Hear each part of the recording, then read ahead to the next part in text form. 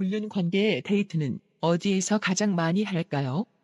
보통의 일반적인 커플과는 달리 사람에게 최대한 보이지 않는 곳을 찾지 않으면 안 되는 것이 바로 몰래 해야 하는 불륜 데이트다.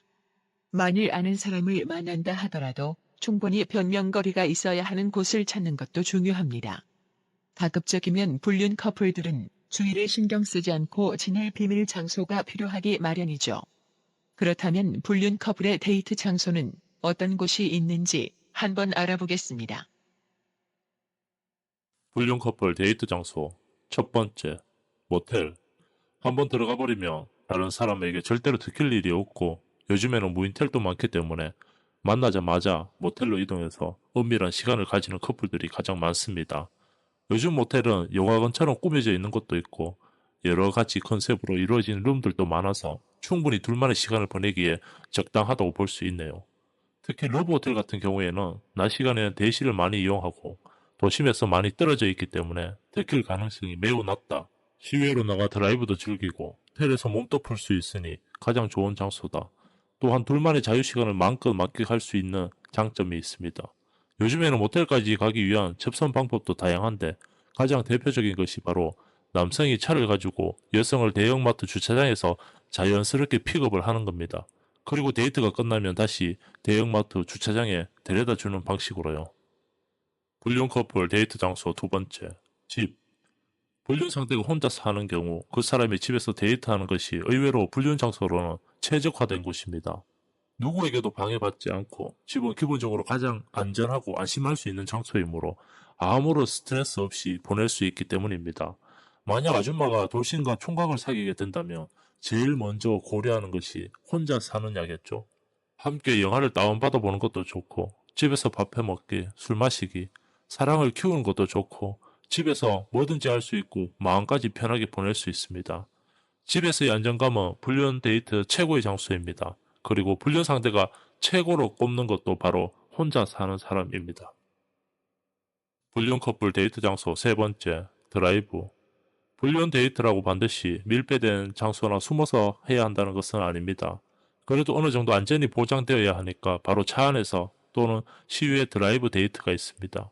불륜 상태가 혼자 산다면 최고로 치지만 혹시나 불륜남이 차가 없다면 빵점짜리 상대라고 생각하시면 됩니다. 차가 없다고요? 그렇다면 불륜도 못한다고 생각하시면 됩니다. 혹시 둘만의 여행을 가거나 차 안에서 오랜 시간 함께 있어야 할 경우에는 똑똑한 사람들은 렌트를 하는 경우가 많습니다. 왜냐하면 자신의 차에서 오랜 시간 데이트를 하다 보면 생각지도 못하는 증거가 남아있을 가능성이 있기 때문입니다. 차에 베어버린 여자 향수 냄새, 여성의 긴 머리카락, 아니면 실수로 떨어뜨린 여성의 액세서리 등의 분신물, 내비게이션 기록과 블랙박스, 이런 사소한 것들이 바로 불륜을 들키는 계기가 되기 때문에 차량은 항상 조심해야 합니다. 차는 불륜의 필수 조건 중 하나입니다. 불륜 커플 데이트 장소 네 번째, 룸이 있는 음식점. 불륜 상대와 식사할 때는 가능한 주위의 눈이 신경이 쓰이지 않는 곳을 선택해야 합니다. 구체적으로 방을 예약하는 것이 좋고 최대한 조용한 공간에서 식사를 합니다. 불륜 상대와 당일 갑자기 데이트를 하는 경우는 별로 없으니 서로 충분한 시간적 여유를 가지고 데이트를 하다 보니 될 수 있으면 시외로 나가 조용한 곳을 찾기 마련입니다. 바보처럼 사람들 많은 맛집을 찾아다니며 불륜을 하는 사람은 거의 없겠죠. 다만 둘 사이에 확실한 알리바이가 있을 경우에는 어딜 다녀도 충분히 변명거리가 있으니까 상관없겠죠. 그래서 직장 내 불륜 커플이나 동호회에서 불륜이 많이 생겨나는 겁니다. 그 시간에는 당연히 같이 있어도 배우자에게 충분히 변명할 수 있고 자동적으로 알리바이가 생겨버리니까요. 그 시간을 이용해서 바람을 피우면 되니까. 여기까지 불륜하는 사람들의 데이트는 어디에서 가장 많이 하는지 한번 알아봤습니다. 새벽 2시, 나는 손목시계를 한번 보고 숨을 가다듬었다. 아내가 가장 깊이 잠들어 있을 시각이었다. 배를 누르려던 손을 멈추고 가방에서 열쇠를 찾아들었다. 배를 누르면 아내가 깰 것이다. 그럴 생각에 미안해져 나는 가능한 소리를 죽여 키박스에 열쇠를 꽂았다. 슬그머니 문을 열고 다시 닫는다. 어둑한 방 안에서도 사물들은 충분히 분간할 수 있었다. 아내는 아이들과 함께 자고 있었다. 아내의 왼쪽에 7살 된 금비와 4살 된 은비가 곤히 잠들어 있는 모습이 보였다. 아내가 내가 돌아온 것을 알면 놀라겠지. 아침에 일어나서 깜짝 놀랄 아내의 얼굴을 떠올리며 나는 지그시 웃었다. 원래 계획대로라면 출장은 내일까지였다. 그러나 의외로 일이 잘 풀려 하루 일찍 마칠 수 있었다. 나는 소리를 죽여 트렁크를 정리했다. 샤워를 할까 하다가 그만두었다. 출장지인 대구에서 올라오기 전에 숙소에서 샤워를 했기도 했지만 물소리로 아내를 놀라게 하고 싶지 않았다. 나는 잠든 금비와 은비의 얼굴을 가만히 들여다보다가 엎드려 누운 채 자고 있는 아내의 머리를 가볍게 쓰다듬어 주었다. 그러고 옆에 누우려다 깜짝 놀랐다. 아내가 아니었다. 나는 잠시 멈칫하다가 자고 있는 여인을 자세히 살폈다. 아내의 가장 친한 친구, 지훈이 엄마 희연 씨였다. 희연 씨가 웬일로? 아내는 어디 간 거지? 나는 돌연한 사태에 잠시 생각을 굴렸다. 아, 맞다. 아내는 학원생들과 함께 1박 2일 캠프를 떠난 것이었다. 아내는 속셈학원 원장이었고 내가 출장을 떠나기 전 캠프에 간다고 말했던 것이 바로 오늘이었다. 나는 고개를 끄덕였다. 아내가 캠프에 아이들을 데리고 가지 않은 것은 금비의 몸이 좋지 않아서였다. 금비는 중이염을 앓고 있어 병원을 들락거리고 있었다. 지훈이 엄마는 아내를 대신해 금비치를 돌보러 온 것이 분명했다. 나는 자고 있는 지훈이 엄마를 내려다보았다. 지훈이 엄마는 아내보다 훨씬 미인이었다. 몸도 늘씬하고 나이보다 젊어 보였다. 그리고 그 눈, 소녀처럼 맑고 여린 눈이 너무 예쁘다고 생각한 적이 한두 번이 아니었다. 가끔 가족끼리 만나 식사를 하거나 야외로 나들이를 갈 때마다 나는 지훈이 엄마를 훔쳐보며 참 예쁘다고 생각했다. 만나보고 싶다는 생각을 한 적이 많았다. 특히 도톰하고 앙증맞은 입술, 언제나 그 입술을 볼 때마다 문득문득 상상하곤 했다. 아내와 시간을 보내면서도 머릿속으로는 지훈이 엄마를 상상할 때가 많았다. 판타지에 빠질 때가 많았다. 나는 잠시 생각을 가다듬었다. 이것은 천재일우의 기회였다. 2번 다시 이런 기회는 잡을 수 없을 것이다. 나는 침을 삼켰다. 갑자기 가슴이 울렁거렸다. 설렜다. 나는 조용히 침을 삼키고 마침내 결단했다. 지훈이 엄마는 잠들어 있었다. 나는 금비를 조용히 들어 은비의 건너편으로 옮겼다. 공간 확보 차원에서였다. 금비는 세상 모르고 잠에 빠져 옮겨지는 것도 모르고 있었다.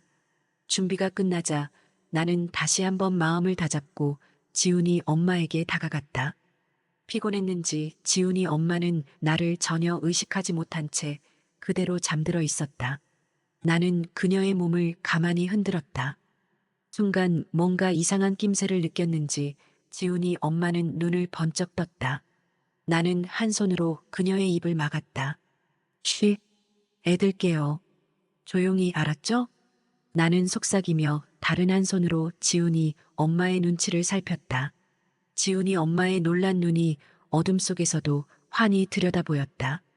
안 돼, 현태 씨. 왜 이래요? 지훈이 엄마는 평소에도 나를 현태 씨라 불렀다. 아내와는 여고 동창인데다가 연애 시절부터 잘 알고 지냈기에 그게 스스럼 없었다. 애들이 깰 수도 있어요. 조용히 하세요. 나는 일부러 애들을 들먹였다. 작전이었다. 이러는 모습을 애들이 보면 틀림없이 엄마한테 말할 것이고 그러면 일은 복잡해질 것이다. 지훈이 엄마는 결코 그런 상황을 원치 않을 것이다. 설령 내가 성공하지 못하더라도 이런 모습 자체를 애들한테 보인다는 건 지훈이 엄마한테는 있을 수 없는 일이었다. 현태 씨, 이러면 안 돼요. 그러나 그녀의 목소리는 속삭이듯 작았다. 작전이 맞아떨어진 것이다. 지훈이 엄마는 금비와 은비가 깨는 걸 두려워하고 있는 게 분명했다. 향수기를 생각해봐요. 이러면 안 돼요. 지훈이 엄마는 아내 이름을 들으면 내가 이성을 찾고 거두리라는 희망을 품고 있는 것 같았다. 그러나 어림도 없었다. 이런 기회를 놓친다는 건 있을 수 없는 일이었다. 나도 이제 그녀의 이름을 부르기로 했다. 그리고 내가 절박한 상태라는 걸 힘주어 강조했다. 이러면 안 돼요. 난 임자 있는 남자예요.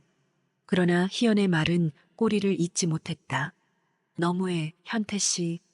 그리고는 갑자기 무너져 버렸다. 마침내 그녀가 무너진 것이었다. 사랑해요, 희연 씨. 정말이지 진작부터 꼭 한번 만나보고 싶었어요. 희연은 대답 대신 고개를 외면했다. 나는 덧붙여 속삭였다.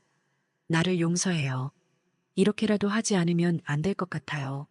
나도 내가 못난 놈이지만 정말 어쩔 수 없었어요. 희연은 대답 대신 손에 힘을 주었다. 그리고 말한다. 이걸로 끝이에요. 다시는 날 만나지 못할 거예요. 할 말이 없었다. 희연의 성격을 잘 아는 나로서 무슨 말을 할 수 있을까? 현태 씨, 기어이 내 자존심을 짓밟고 어쩌자고 그래요? 그만큼 사랑하기 때문이에요. 이해해줘요. 빨리 애들 깨기 전에. 과연 희연이다. 나는 힐끗 애들을 살펴보고는 말했다. 너무 사랑스러워요, 희연 씨. 그리고 고마워요.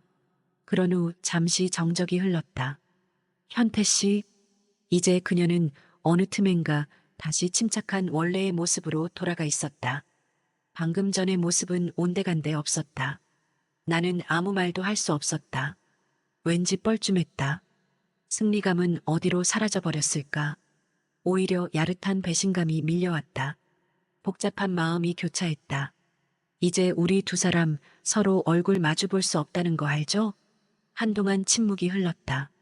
나는 그런 희연을 올려다보며 이제 어쩌면 두 번 다시 희연을 볼 수 없을지도 모른다는 생각을 했다. 그래요.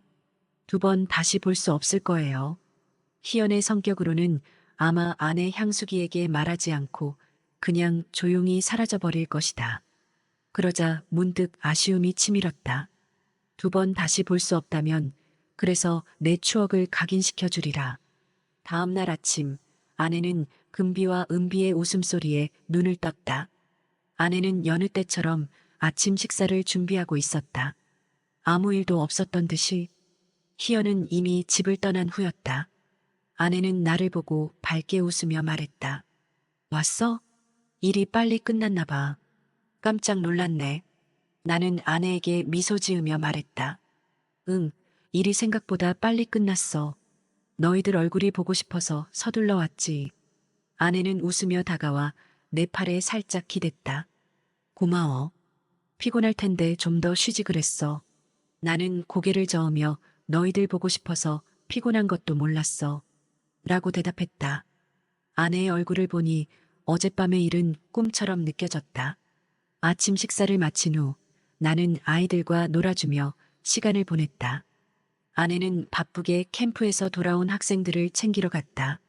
아이들은 아빠가 돌아온 것이 신나서 웃고 떠들며 뛰어다녔다. 시간이 흘러 저녁이 되었다. 나는 하루 종일 희연을 떠올리며 혼란스러운 마음을 정리하려고 애썼다. 희연과의 일은 잊어야 했다. 하지만 그녀의 얼굴이 자꾸 떠올랐다. 아내와 함께 시간을 보내면서도 마음 한구석에는 희연이 자리 잡고 있었다. 몇 주가 지나고 희연과는 다시 마주칠 일이 없었다. 아내는 아무것도 모르는 듯이 평소와 다름없이 지내고 있었다. 나는 점점 더 불안해졌다. 희연이 정말로 우리 삶에서 사라진 것인지 아니면 언제든 다시 나타날지 알 수 없었다. 어느 날 나는 집으로 돌아오는 길에 희연이 다니는 카페 앞을 지나쳤다. 무심코 창문 너머를 바라보았을 때 그녀가 앉아있는 모습을 보았다. 그녀는 혼자 책을 읽고 있었다. 마음이 복잡해져 나는 카페로 들어가지 않고 그냥 지나쳤다. 그날 저녁 아내는 나에게 말했다.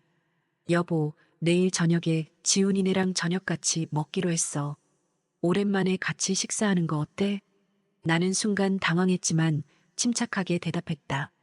그래, 좋아. 오랜만에 같이 식사하면 좋지. 다음 날 저녁 지훈이네 가족이 우리 집에 왔다. 희연은 예전과 다름없이 밝게 웃으며 인사했다. 그녀는 나와 눈을 마주치지 않으려는 듯했다. 우리는 평소처럼 식사를 하며 대화를 나누었다.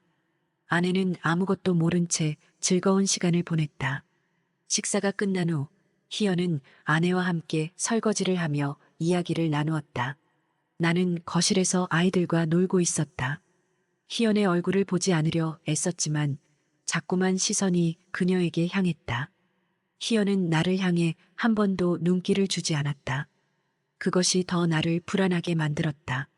시간이 지나고 지훈이네 가족은 집으로 돌아갔다. 아내는 피곤한 얼굴로 말했다. 오늘 정말 즐거웠어. 오랜만에 다 같이 모이니까 좋네.